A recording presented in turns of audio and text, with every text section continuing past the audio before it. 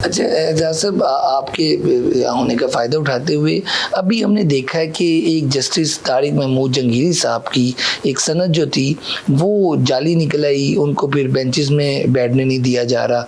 माजी में अगर बात की जाए तो जुल्फ़िकार अली भुट्टो के केस में 3-4 से जो फैसला आया था 1979 में, जब भी एक जस्टिस साहब थे जस्टिस गुलाम सफदर शाह साहब, उनकी भी मैट्रिक की जो सनद थी वो जाली हो गई थी और फिर इशू बना था। वहाँ से फिर वो पाकिस्तान छोड़ के अफ़गानिस्तान चले गए थे।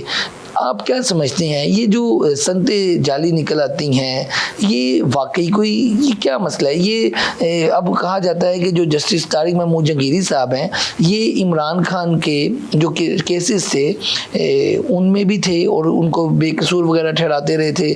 जो इस्लामाबाद में फॉर्म 45, 46 के केसेस थे ये वो भी सुन रहे थे, और जो चीफ जस्टिस साहब को ख़त लिखा गया था जजेस की जानिब से, 6 जजेस थे, उनमें भी ये थे। और जस्टिस गुलाम सफदर शाह साहब की बात की जाए तो वो भी जुल्फ़िकार अली भुट्टो को बेकसूर उन्होंने करार दिया था और हुकूमत को भी एक लेटर लिखा था जिसमें उन्होंने कहा था कि जो इनकी सज़ा है उसको आप सज़ाए मौत की जगह आप उम्र कैद में बदल दें, इस तरह का कोई मशवरा था। तो आप दोनों बखूबी आप इल्म है आपको, इस पर ज़रा सर बताएं ये क्या मामला होता है, ऐसा क्यों होता है कि अब जाके पता चल रहा है जब एक जस्टिस जो है इतना एक सर्व कर चुके और जाली डिग्री है उसकी? देखो इसी पे रहो 1 मिनट के लिए। एक जज है, एक शख्स है, वो 40 साल से उसको डिग्री को कोई उस पर मुतनाज़ा ही नहीं बना। मैं यही सवाल बड़ा है मैंने कि माजी में क्यों नहीं देखा गया? अब वो 40 साल बाद कब उसको ये नोटिस लिया जाता है उसके बारे में और कहा जाता है कि ये तो डिग्री जाली है, जब वो हुकूमत के खिलाफ फॉर्म 45 पे फैसला करता है। फॉर्म 45 इस तरह है जिस तरह हुकूमत के हुक्मरानों के गले में फंदा डाला हो। मैं ये कहता रहा हूँ कि हर वो MNA या MPA जो पाकिस्तान जो नून लीग के टिकट पे मुंतखब हुआ है, उसके सहन में, सामने के सहन में एक लाश दफन। अच्छा। एक लाश दफन। मुझे एंकर्स पूछते रहे जो कौन सी, मैंने कहा फॉर्म 45। अच्छा। जिस दिन ये फॉर्म 45 निकल आई, इनको मतलब है वो शायद सज़ाए मौत ना होती हो, पर जो मैक्सिमम सज़ा उस जुर्म किया ना, वोट को और रिज़ल्ट को गैर आइनी तौर पे, खिलाफ आइन और लॉ कानून के तौर पे उसमें तब्दीली लाना।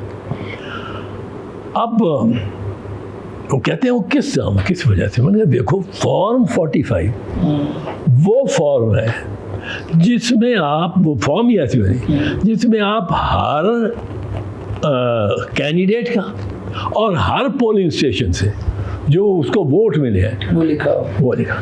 देखिए ये फॉर्म है, उसमें इस समत जा रहे हैं कैंडिडेट्स, 18 कैंडिडेट्स हैं, 18 कॉलम।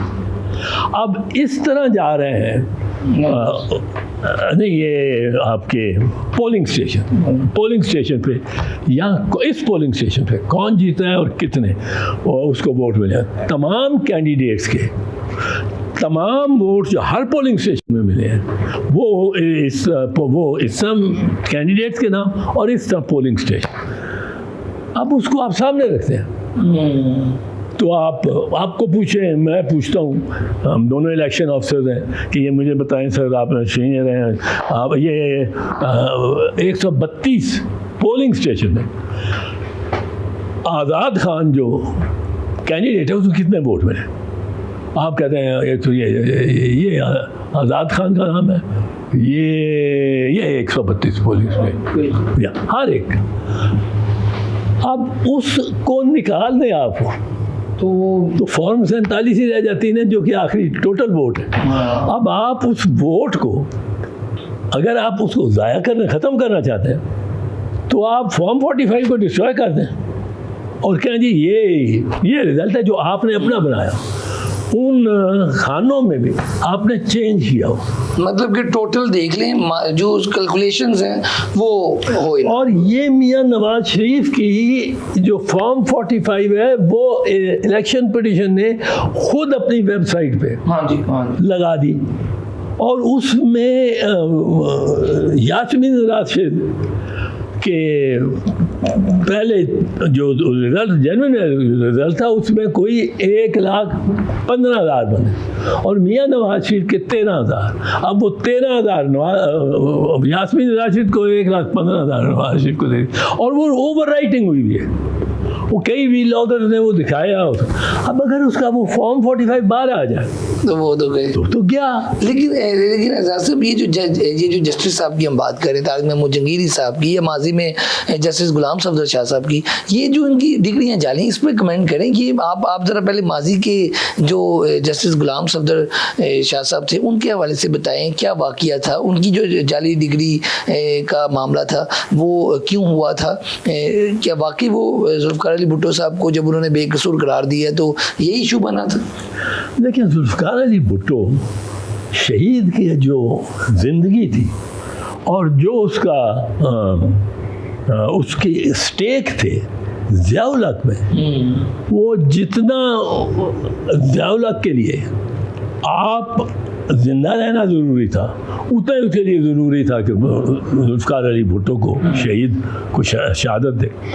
अब ये बिल्कुल उसमें फंसा हुआ था ज़िया-उल-हक।